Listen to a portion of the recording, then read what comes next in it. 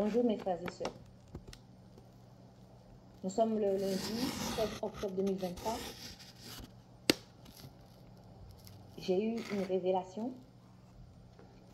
de la part de Dieu et je me suis réveillée vers 1h55 du matin. Donc ma prière, Père, je te demande pardon pour toutes ces choses que nous commettons sur cette terre. Fais-nous grâce et sois avec chacun de nous. Je te demande, Père, de protéger tous ceux et celles qui accepteront ce message. Garde-les sous ta protection divine, en ton nom puissant, Jésus-Christ, Yahushua, Mashiach. Amen.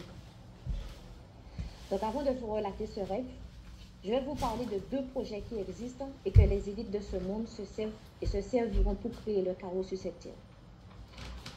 Donc je vais vous inviter à lire dans le livre de Matthieu, le chapitre 24, le verset 21. Car alors la détresse sera si grande qu'il n'y en a point eu de pareil depuis le commencement du monde jusqu'à présent et qu'il n'y en aura jamais. Et si ces jours n'étaient abrégés, personne ne serait sauvé. Mais à cause des élus, ces jours seront abrégés. Et si quelqu'un vous dit alors le Christ est ici ou il est là, ne le croyez pas. Car il s'élèvera de faux Christ et de faux prophètes. Ils feront de grands prodiges et des miracles, au point de séduire, s'il était possible, même les élus. Voici, je vous l'ai annoncé d'avance. Si donc on vous dit, voici, il est dans le désert, n'y allez pas. Voici, il est dans les chambres, ne le croyez pas. Car comme l'éclair part de l'Orient et se monte jusqu'en Occident, ainsi sera l'avènement du Fils de l'homme. En quelque lieu que soit le cadavre, là s'assembleront les aigles. Aussitôt, après ces jours de détresse, le soleil s'obscurcira. La lune ne donnera plus sa lumière. Les étoiles tomberont du ciel et les puissances des cieux seront ébranlées. Donc, je vais vous parler des deux projets brièvement. Et si vous voulez de plus en plus d'informations, je vais vous inviter à faire des recherches. Donc, avant toute chose, je vais vous demander aussi d'avoir vraiment l'esprit ouvert et de demander à Dieu la confirmation de toutes ces révélations et que Dieu vous bénisse et vous protège. Donc, je vais parler du projet que je vais citer. Premièrement, c'est le projet Bluebeam. Donc, il est dit que le projet Bluebeam fait partie de la théorie du complot, inventée dans les années 1990. Donc, ils vont instaurer un nouvel ordre mondial au moyen d'une religion universelle, le New Age, qui sera dirigé par l'Antéchrist. Il y aura une seule monnaie, un seul gouvernement et une seule religion, etc. Alors, ce projet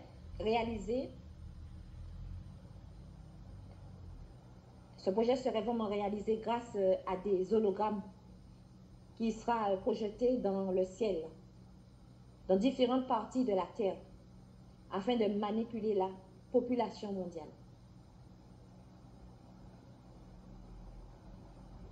Une fois que le nouvel ordre mondial sera mis en place, chaque personne sera tenue de prêter allégeance à Lucifer. Et cela se fera dans un rite d'initiation.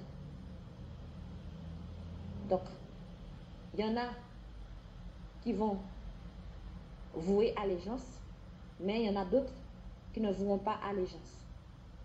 Donc, ils seront considérés comme des rebelles. Et l'élite voudra rééduquer ces gens-là, ou bien les éliminer. Mais tandis que les vrais chrétiens, ceux qui vont garder le commandement de Dieu, qui n'auront peur de rien, parce que ce sont ces violents qui entreront dans le royaume des cieux. Donc, ces gens-là seront sacrifiés et même abusés sexuellement. Donc, le projet Bluebeam, il comporte 4 étapes. Mais moi, je vais vous citer les 3 étapes qui nous concernent.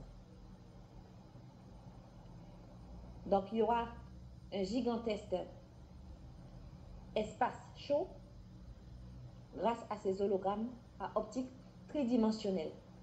Il y aura des sons, des projections laser, de multiples images holographiques dans différentes parties du monde. Donc, chaque nation va recevoir une image correspondante à la foi religieuse. Il y aura aussi communication télépathique électronique pour le contrôle de l'esprit. Il y aura aussi des manifestations surnaturelles par des moyens électroniques pour faire croire à l'humanité qu'une invasion d'OVNI est à venir. Il y aura aussi une abondance des ondes à haute fréquence sur la Terre. Et chaque individu aura aussi des puces intégrées sous leur peau. Et le second projet que je vais citer, c'est le projet HARP. Donc ce programme constitue un système de puissantes antennes capables de créer des modifications locales contrôlées de l'ionosphère qui se situe à Gokoma en Alaska. Mes frères et sœurs, ce projet-là, c'est un projet qui est très, très, très dangereux. Très, très dangereux. Parce que ce sera vraiment une destruction massive.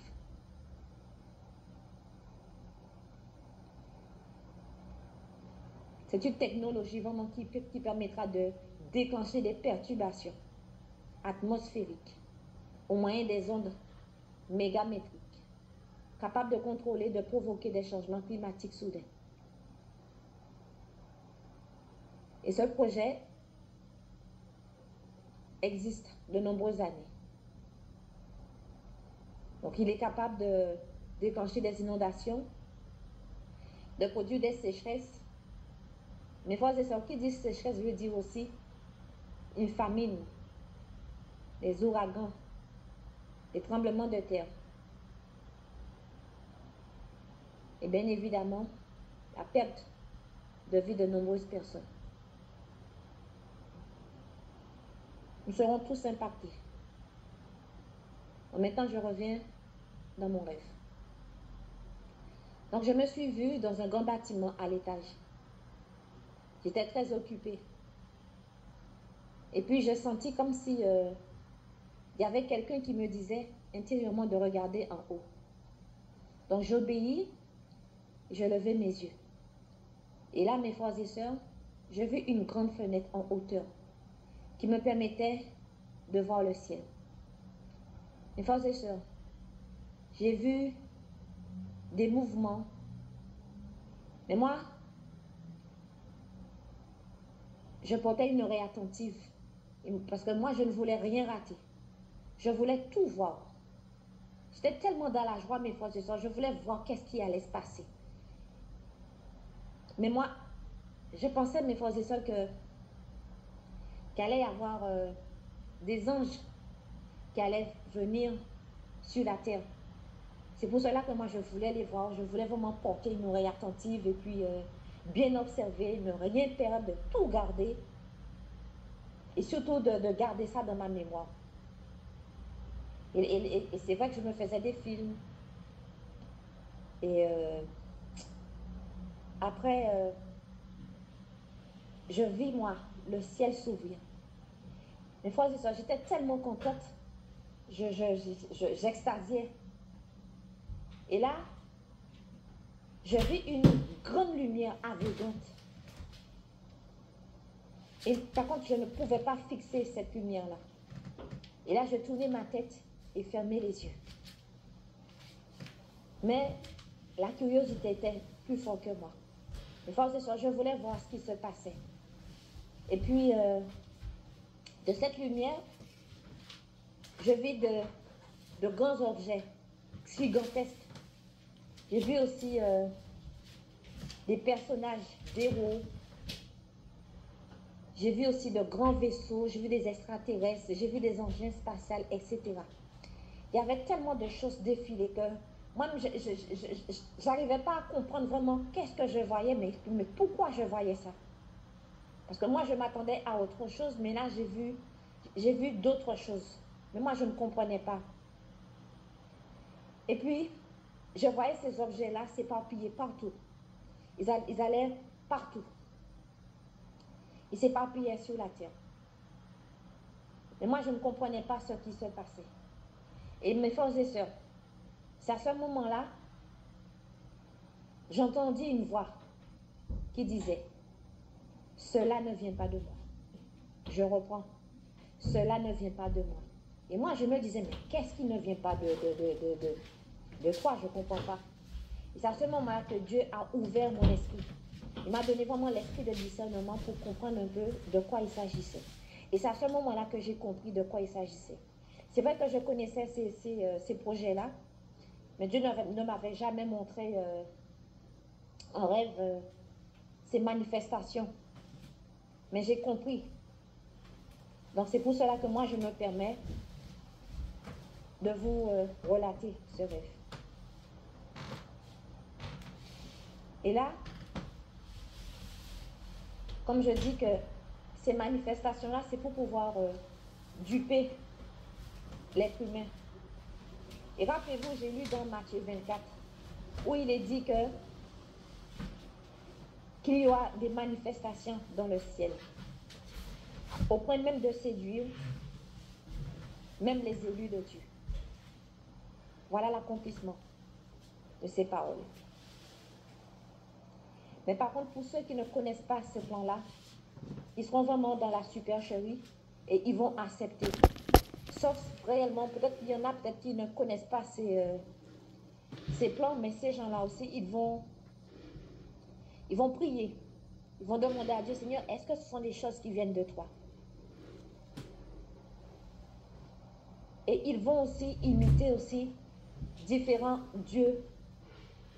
C'est-à-dire, il y aura la projection de Jésus-Christ, la projection de Marie, la projection de Krishna, de Bouddha, de différents dieux dans différents pays.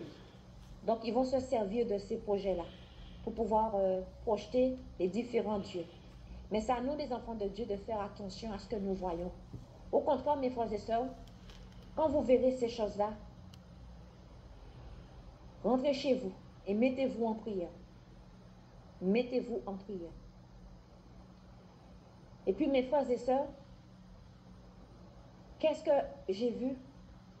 J'ai vu un grand, big tourbillon. Et ce tourbillon-là, il était gris et il venait à ma direction. J'étais en France. Il venait à ma direction. Et au bout de ce tourbillon, il y avait un grand crâne. Et qui dit crâne veut dire la mort. Mes frères et sœurs, quand je le vis, je me suis dit, waouh, je vais mourir, je vais mourir. Je n'aurai plus le temps de m'échapper. Il était trop tard. C'est la mort qui m'attend. Donc, je ne savais pas où aller, mes frères et sœurs, mais la seule chose que je savais, que ça venait sur moi et qu'il était trop tard pour moi de m'échapper. La seule chose qui me restait à faire, c'est de me cacher quelque part pour que je puisse être un peu à l'abri. J'ai dit un peu être, pour être un peu à l'abri. Et là, mes frères et sœurs, je me suis réveillée sur mon lit. Mes frères et sœurs, Dieu nous montre les choses pour que nous puissions vraiment comprendre aussi les plans diaboliques qui se font dans les coulisses, pour pouvoir vraiment nous réveiller. Mes frères et sœurs, il est temps pour nous de nous réveiller, de nous sanctifier davantage. Parce que nous aurons tous, que nous le voulions ou pas, un choix à faire face à l'adversité. Donc, est-ce que nous voulons vraiment accepter tout ce qui s'en vient? De toute façon, nous n'avons pas le choix de l'accepter. Mais est-ce que nous allons prendre la marque de la bête ou bien est-ce que nous n'allons pas prendre la marque de la bête? Est-ce que nous allons accepter tout ce qu'il nous propose?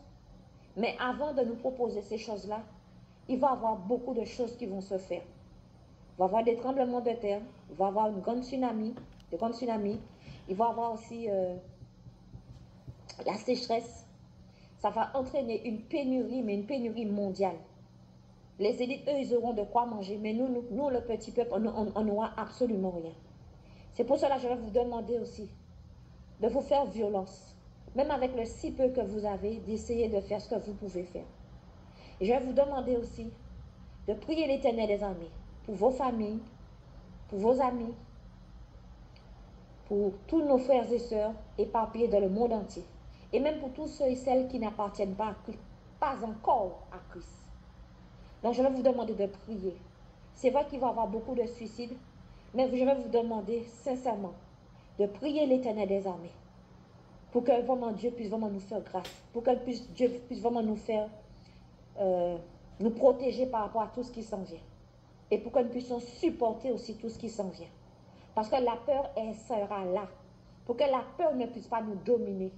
Pour que la peur puisse vraiment s'éloigner de nous. Soyons dans la louange. Louons l'Éternel en ce moment-là. Éteignons nos télévisions. Mettez-nous en prière. Maintenant, vous comprenez quand je vous dis qu'il est temps que nous puissions vraiment avoir une intimité. Que nous puissions chercher des frères et sœurs. Pour que nos frères et sœurs puissent vraiment... pour que nous puissions discuter entre nous. Pour que nous puissions vraiment nous fortifier mutuellement. Parce que il est dit que le juste vivra par la foi. Et même dans le temps dans lequel on vit, l'Éternel des armées dit que son peuple n'est pas encore prêt pour accepter tout ce qui s'en vient. Mes frères et sœurs, quand Dieu dit quelque chose, Dieu ne parle pas en vain. Donc on doit vraiment chercher la face de l'Éternel des armées. Je ne vous demande pas d'arrêter de vivre. On doit continuer de vivre. Mais faites la part des choses. Cherchez la face de l'Éternel avant qu'il ne soit trop tard. Soyez tous fortifiés, mes frères et sœurs. Et que Dieu vous bénisse.